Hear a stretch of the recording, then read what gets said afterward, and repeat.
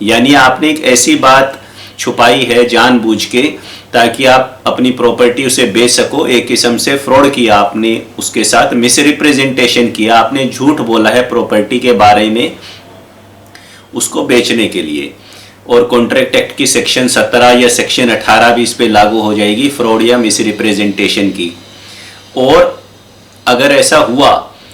मतलब अगर ये बात दिख रही है प्रथम दृष्टि में प्रीमा फेसाई कि हाँ भाई आपको ये बात डिस्क्लोज करनी चाहिए थी और आपने नहीं की, और आप उसे सिद्ध नहीं कर पा रहे हो कि मैंने इसे वर्बली बता दिया था क्योंकि आपने लिख के किसी और बात पे साइन किया हुआ है, तो वो जो कॉन्ट्रैक्ट है वो वॉइडेबल हो जाएगा at the option of buyer. सरल भाषा में कहूं तो बायर चाहे तो उस कॉन्ट्रैक्ट को रद्द कर सकता है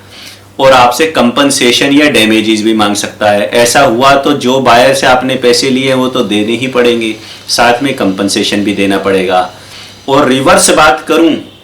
रिवर्स इस चीज की कि मान लो बायर ने कुछ पैसे आपको दे दिए, टोकन मनी, एडवांस मनी, अब आपके पास बाकी के पैसे तो बैंक लोन के उतारने के थे नहीं, तभी आप प्रॉपर्टी बेचना चाह रहे थे। आप सोच रहे थे कि ये मुझे पैसे देगा तो मैं बैंक में दे दूंगा, मेरा लोन उतर जाएगा। पर बायर ने क्या किया, आपको कुछ पैसे तो दे दिए, एग्रीमेंट साइन हो गया जिसपे ये लिखा हुआ है कि इस प्रॉपर्टी पे कोई ऋण भार लोन इत्यादि नहीं है, आपने साइन कर रखा है उस पे। और फिर आपका झगड़ा हो गया बायर के साथ और बायर ने कहा भाई मैं तेरे बाकी के पैसे नहीं दे रहा। अब आप उसे कोर्ट में घसीटना चाहते हो कि देखो ये एग्रीमेंट आपने बनाया था मेरे साथ और आप मेरे को बाकी के पैसे दो। तो स्पेसिफिक परफॉर्मेंस यानी इस एग्रीमेंट को लागू करवाने के लिए अगर आप कोर्ट में जाओगे तो, और ये बात लिखी हुई है कि इस प्रॉपर्टी पे कोई लोन इत्यादि नहीं है, जबकि था,